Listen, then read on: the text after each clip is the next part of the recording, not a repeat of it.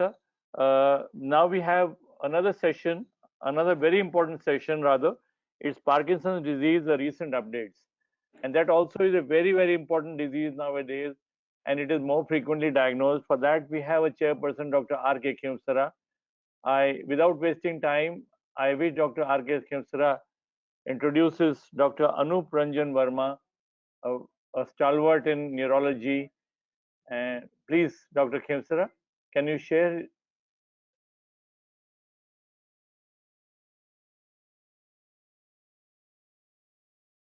Dr. Khemsara, please. Yes. Good afternoon, sir. The next speaker is Dr. Anoop Rajan Verma. He is MD, DN Neurology, FRCP. He is a Dean and Academics in Santoba Durlabji Memorial Hospital, Jaipur. He is an honorary clinical lecturer at Institute of Brain and Behavior and Mental Health, University of Manchester, UK.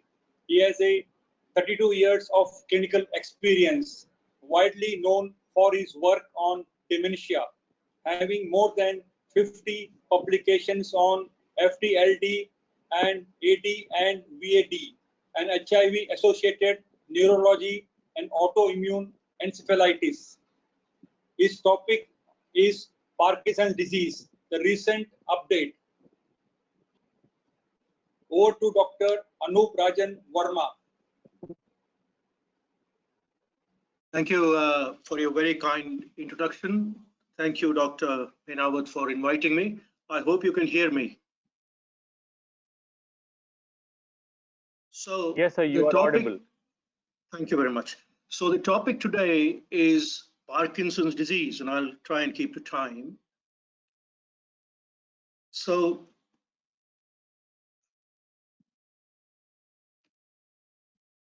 slide.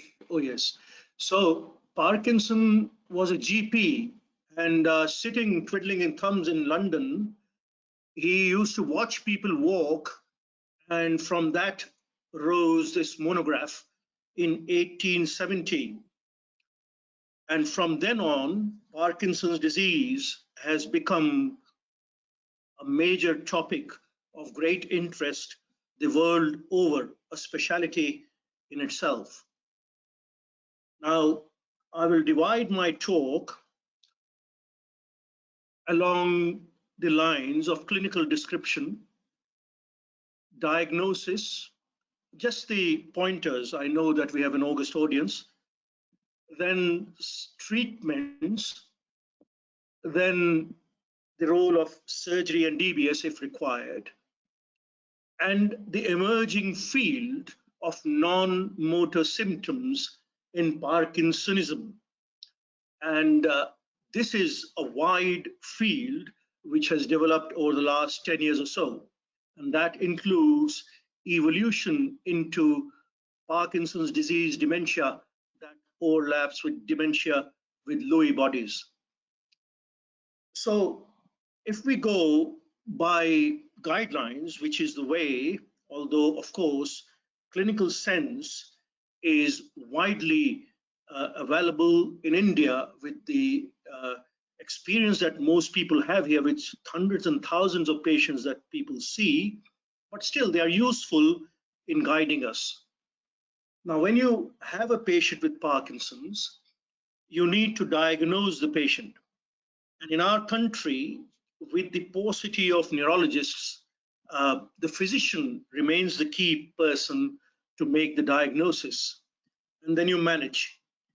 Now, with the diagnosis, let me, do not worry reading the slide, let me just say to you that the diagnosis remains purely clinical, much like in 16 when Parkinson himself diagnosed the patients clinically. So the clinical diagnosis is one of bradykinesia. Now the problem that arises here is that patients who present in India somehow do not give the history as well as we may like according to Western standards and textbooks. So they may say, "Saab kamzor ho gaya, weak, etc." but you need to elicit it out and ask whether they have slowed down in comparison to their partners or in comparison to what they were before, and the slowing in terms of physical slowing. And then, of course, you have on examination also look for bradykinesia, which is a simple finger tap test, and then rigidity, which all of us can elicit, look at the tremor and postural instability. And then there are a lot of supportive features, of which very important is asymmetry, a good response to levodopa, and progression. These three things must be remembered if you see the patient again. And if these do not occur, then try and think of alternatives. Now, this slide says what one should not do. And what one should not do is rely on imaging to make the diagnosis. This is not a diagnosis to be made on imaging. It needs to be supported by imaging, and imaging done only if there were certain reasons to do it. Having said that, almost certainly these days, imaging, at least a basic CT or MR, is done in most patients. Now, the reason to do that is to rule out sometimes exclusionary causes and sometimes to look for specific disorders. And on MR, sometimes you may find what is called a hot cross bun sign, very much like this hot cross bun, which is seen in multiple system atrophy. Or you may say midbrain atrophy or atrophy of the pons, which the radiologist may measure. And then sometimes we say that it looks like the ears of Mickey Mouse, and that is seen in progressive supranuclear palsy, which is an atypical form of Parkinsonism, as you heard in the earlier talk. But that is done if you suspect it or if it turns up unsuspectingly. But the problem is that the radiologists tend to somehow put these in their reports, and one may not be guided by them, but supported by them, with all due apologies for radiologists. I wouldn't say that we accept the radiology diagnosis as the ultimate diagnosis. Now, we should also remember certain other features, and that is, if we do an MR, in some patients we turn up with certain things that help us. For example, in this, the radiologist said that the parotid gland seemed large, and that led to looking at the notes in detail, and clearly the patient had Parkinsonism, but also seborrhea, which had been noted, and increase in gamma globulins. And of course, the patient had HIV and got very well with ART. And on similar lines, do not forget hepatitis C, which sometimes presents as Parkinsonism, and very, very rarely hepatitis E. So with that background, I now come on to the treatment of Parkinson's disease. And this, I mean, is the classical idiopathic Parkinson's disease, generally the tremulous, asymmetrical, gradually progressive Parkinson's disease.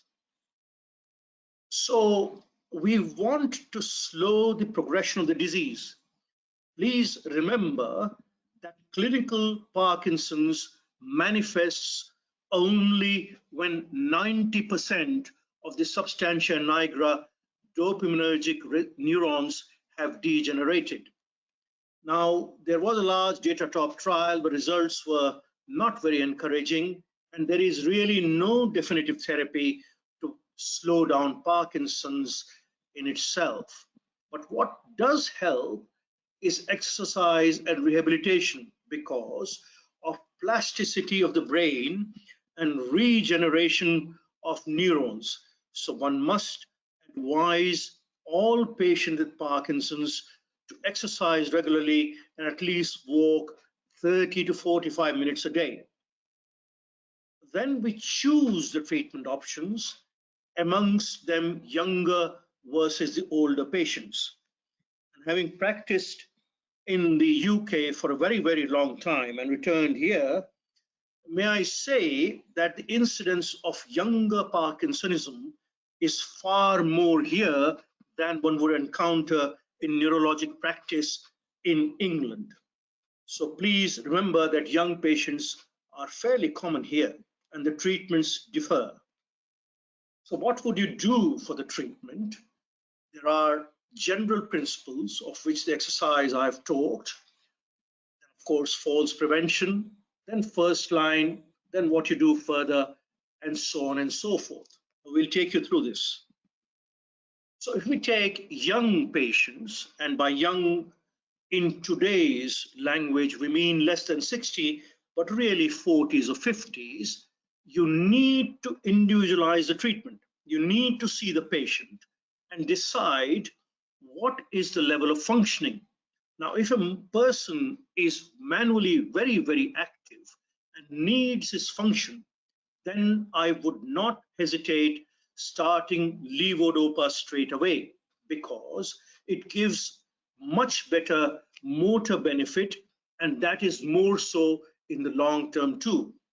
The downside, which is always thought, is that fluctuations and dyskinesias will occur as you give levodopa, but we need to look at the risk versus the benefit and not rob a young person of his active life. The other option, of course, is dopamine agonists, and it's very sad that pergolide and cabergoline, being ergot derivatives with their side effects on the heart, are not first line anymore. They give a good response, and I've used it quite a lot before the warnings came. So now we start with pramipexole or ropinirole. Now let me say that ropinirole needs to be built up to very big doses, and very unfortunately in practice today, both neurological and general physician, the doses given are 1 or 2 milligrams twice a day. That may not be enough, and my view is that pramipexole may be the better drug to start with. The problem with ropinirole, pramipexole both, but more so with ropinirole, is daytime somnolence. So one needs to guard against that, and also impulse control disorders where gambling, shopping, etc. may occur. And then remember what to avoid. And of course, you all know not to use stemetil or metoclopramides or phenothiazines, but the drug that is very often forgotten is levosulpiride, the L, which is there in so many combinations and is the culprit in a lot of Parkinsonian and other extrapyramidal disorders. So please go through the drugs that other physicians are using, and please stop that drug. Now, the other drugs that can be used are the MAO-B inhibitors, and rasagiline may take 2 or 3 months to act. We do not use selagiline very often because these patients may have depression and they can go into serotonin syndrome if both were used. And cefinamide is a new drug, and we have started using it. We have not used it much in the early onset, so our experience is limited, but in the later onset, it may help, and perhaps as we learn with experience, this may displace rasagiline, but not for now.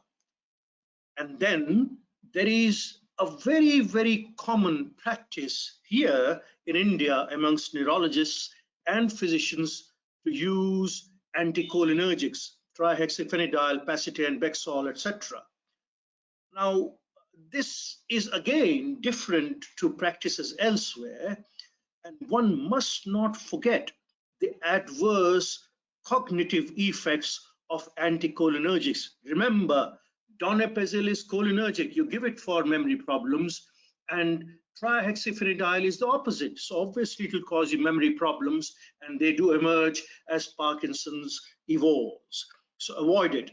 And then they have non-motor symptoms of constipation, and these patients may worsen with this drug and become more constipated. But again, in very young people with tremor, then you may use it judiciously.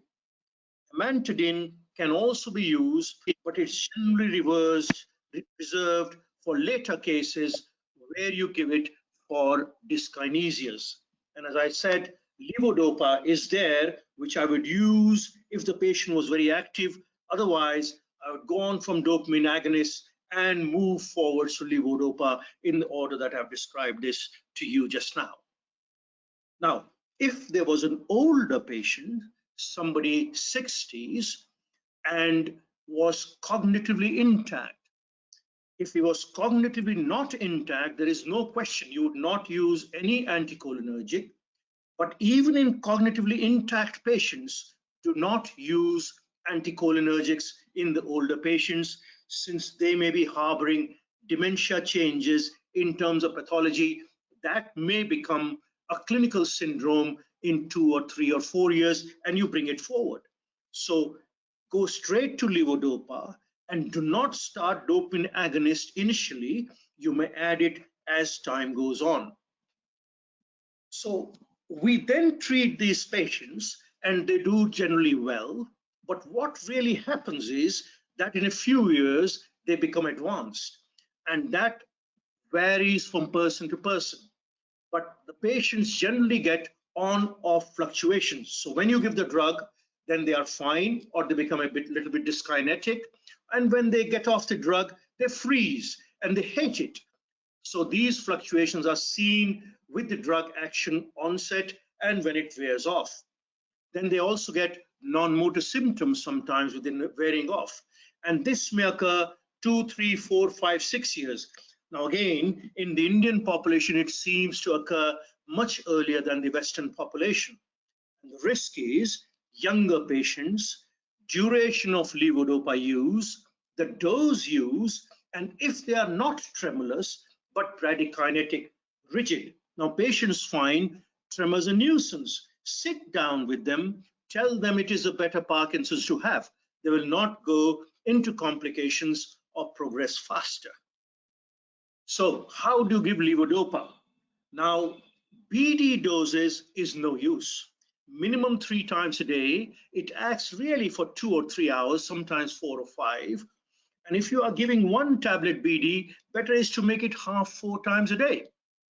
Best is to give it 4 or 5 times a day, but please mention empty stomach, which means an hour before meals or 2 hours after meals, and certainly not after protein meals when the drug is not absorbed, or if they are constipated and the drug doesn't get absorbed. So the drug becomes effectively useless. So better way to give the drug.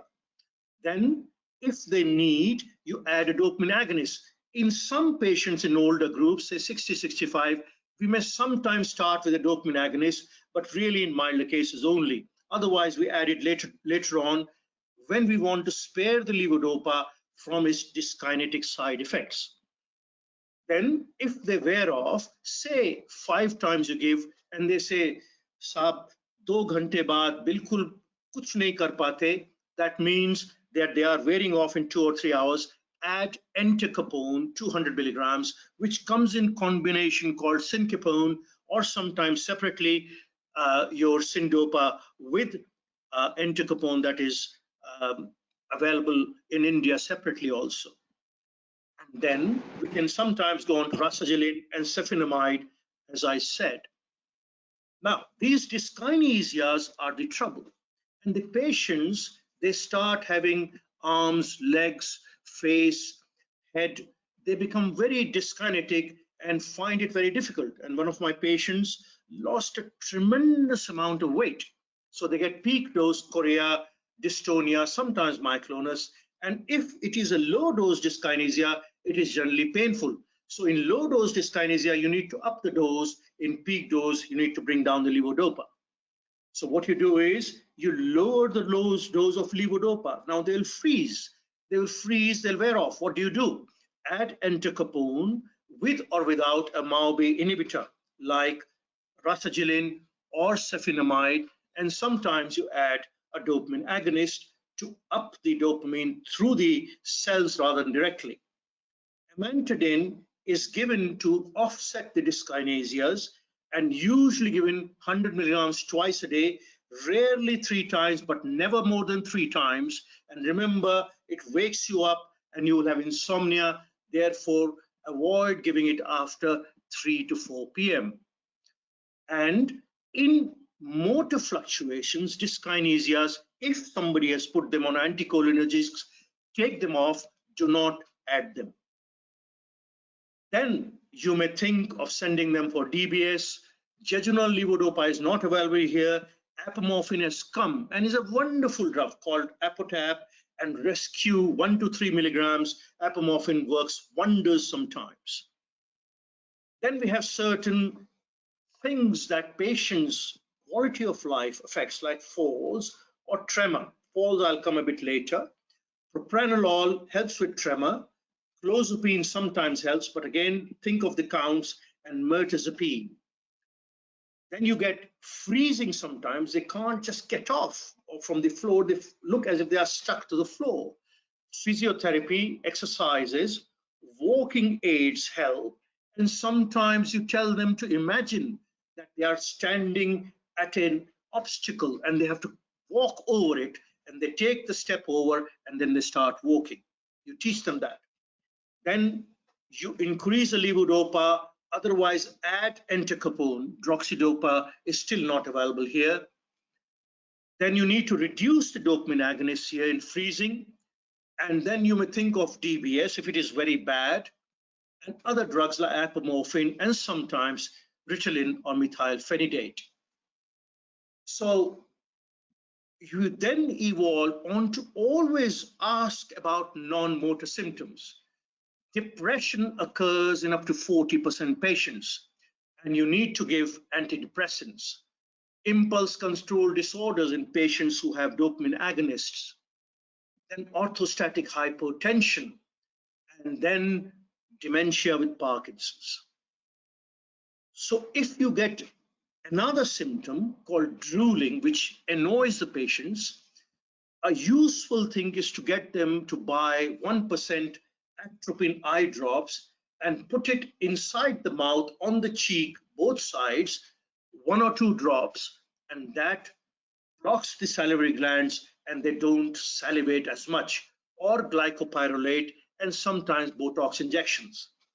For orthostatic hypotension, physicians already know midodrine, fludrocortisone, etc.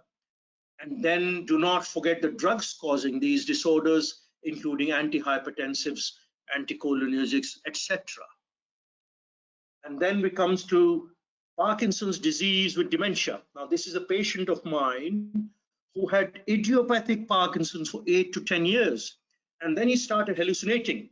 Now, in 1916, it said intellects being uninjured, and now we know it is not true. In 30 to 40% patients, they will develop dementia with visual hallucinations, behavioral problems. And this man drew his hallucinations, and he says, side window open, man is coming in, half through the window, half out. And that's how he graphically showed his hallucinations. So avoid anticholinergics. Again, I emphasize, benzodiazepines only if they are very distressed, and cholinesterase inhibitors, for example, rivastigmine or donepezil. And if the hallucinations distress a lot, reduce the dose of levodopa, but dopamine agonists you must try to take away. In fact, if a patient of Parkinson's starts hallucinating on dopamine agonist, remember, this man is going to get Parkinson's disease with dementia. And then you can, of course, use quetiapine or clozapine, but do not use olanzapine, otherwise they'll get neuroleptic malignant syndrome. And in desperate cases, you may use risperidone short course or aripiprazole in small doses. And with falls, as I said, make them aware of falls and make sure that you increase the drugs, but give them falls prevention, which geriatricians are very adept at doing. And I know that in Jodhpur, you have got an excellent geriatrician. So with that, I think I have kept to time, and I'm happy to take any questions. And I thank my teachers and the institutions I trained in. And again, I thank Dr. Meenawat, the chairman, and the organizers. Thank you very much for giving me this opportunity. Thank you. Thank you very much, Dr. Verma. Very wonderful, and in 25 minutes, you have been able to explain Parkinsonism so wonderfully. And especially the therapy part is very, very wonderful, because quite a few things which people didn't even know. Possibly, Pacidin was a drug which was used as the first and the last drug by many people from the treatment so wonderfully.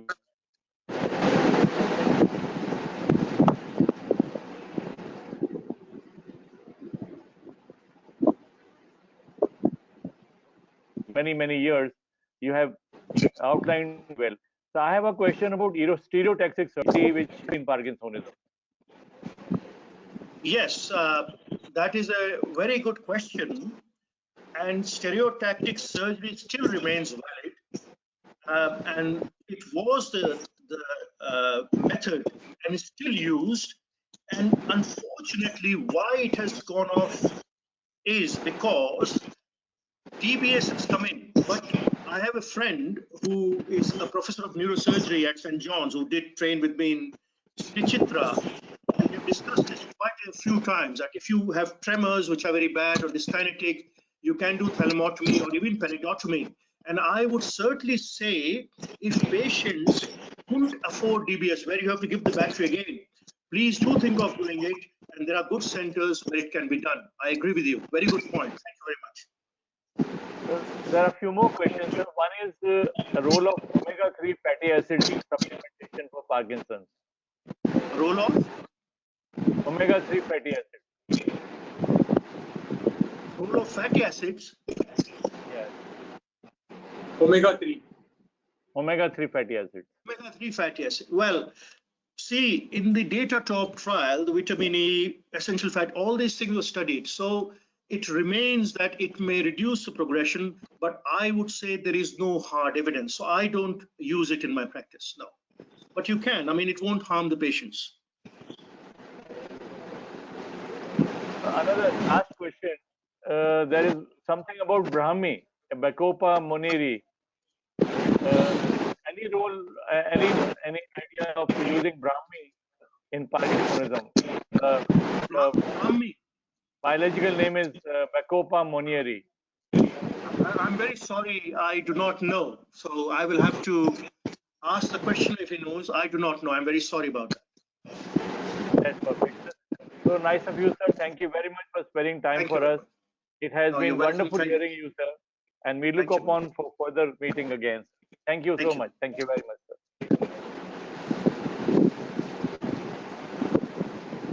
So I think we will break for about, say, 15-20 minutes, and we'll be joining at 3 o'clock.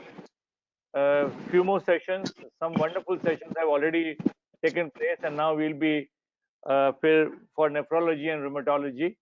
I wish all of you join again by 3 o'clock. So till then, just have a break. Thank you.